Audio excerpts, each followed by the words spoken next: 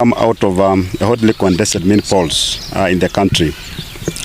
We celebrate our people for turning out to vote in the electoral areas of Malava constituency, Kisa East Ward in Kwisero constituency, and Chwele Kapchai Ward in Kapchai constituency, Bungoma County. Furthermore, we thank them for affording us wins in both wards. That's Kapchai, Chwele Kapchai, and Kisa East. Congratulations to Honorable Eric Wekesa and Honorable Dixon Okwiri for emerging victors.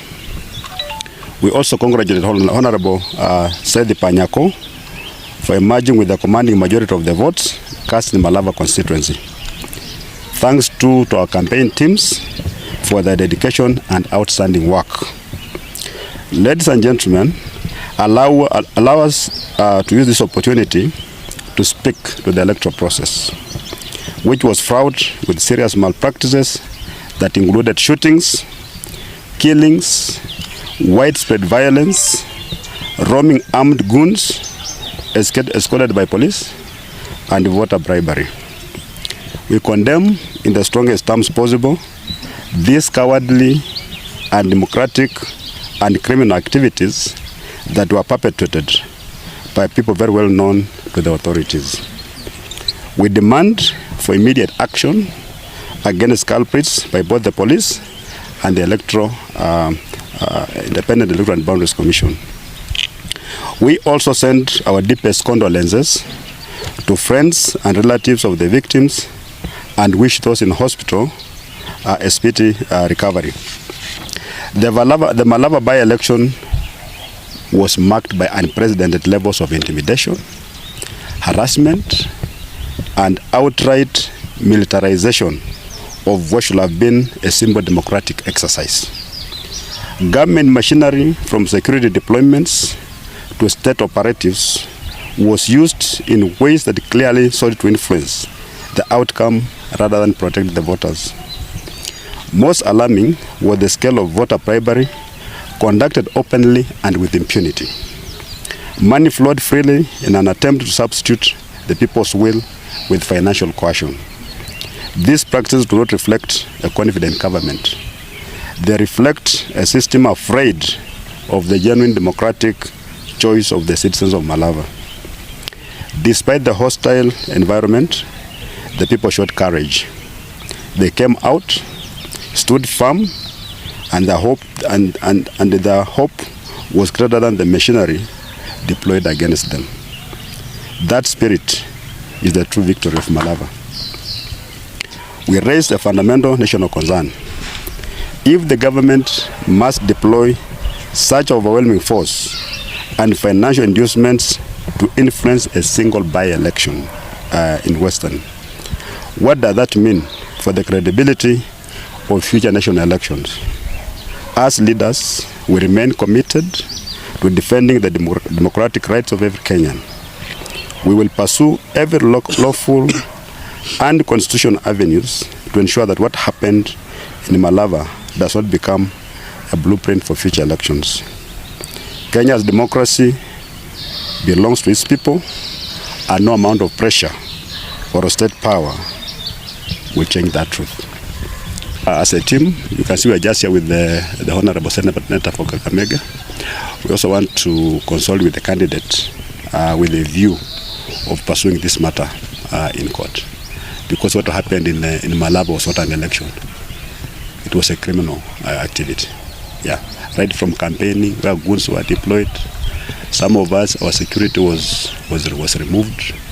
I'm sure you also witnessed voters being bribed while they were queuing. The heavy deployment of security officers in uniform, and the announcement actually by the CS for Interior that there were many more in civilian clothes. We were preparing an election as if we were going to a war somewhere in Baghdad. Yeah, from what we are seeing in the media, the same situation obtained in Kaspul Kabondo. The violence was on another scale. Mbeere North, it was very bad. Even in Magarini, there was a bit of violence there. In Chwele Kapchai, several people even lost their lives. You remember, even we were shot at. myself and the senator here, we were shot at during campaigns. So the government was determined to win this election by all means possible. They put aside all democratic ideals, not a simple electoral process. They were obsessed with demonstrating to Kenya that they're still popular. But this is what we call, like in Malava, what we call a Pyrrhic victory. Yeah, where you go to war and you lose both eyes, you lose your ears, you lose your both arms, you lose your leg, and somehow you win. So you will come out celebrating. But it's victory for what? Is it worth it? For us, I think from our side of the opposition in Malaba, we spent less than 5 million shillings. And we still got the same number of votes almost with the cabinet candidate, where they spend millions of shillings. They bribed voters, they gave out beans, they gave out rice, they gave out appointment letters, they gave out money. It was basically a draw. So from where we sit, actually our people in Malava showed a lot of commitment, a lot of patriotism. They came out in large numbers and actually voted for us. It's a shame to the government that you can spend such resources and still run around bragging that you've won, yet basically you've lost. Actually, were it not for bribing people who are already in the queue, because we told people to come out and vote.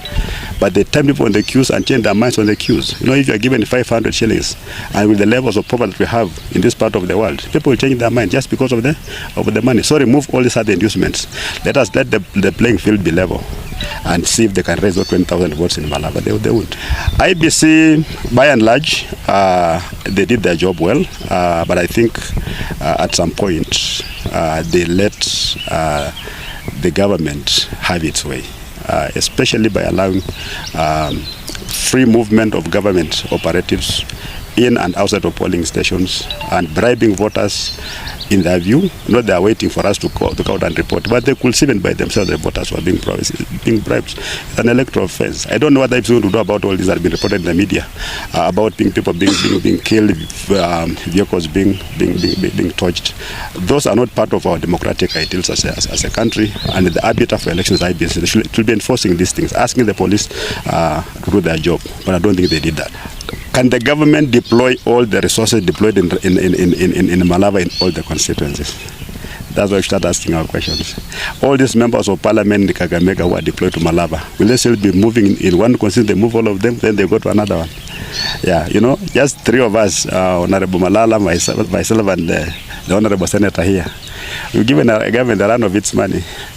So come 2027, I'm telling you, Western is not going to be available for this kind of games. You're not going to be available, and I still urge our people that we love them. And personally, I'm encouraged by what the people of Malava did. They came out in large numbers. I think the voter turnout for Malava is highest in the country. Yeah, and they were very happy. They welcomed us to talk to them. They are listening to what we are saying. And 2027, actually, we are going to take this government a lesson that they'll never forget. Themselves. That's right. Yeah, so it's a standard response. It's a template. Yes. When they're guilty, that's what they say. And Governor, if that is why there was all that drama here in Western, yes, 2027 will come, but let them be informed that Kenya is not Tanzania. Asante.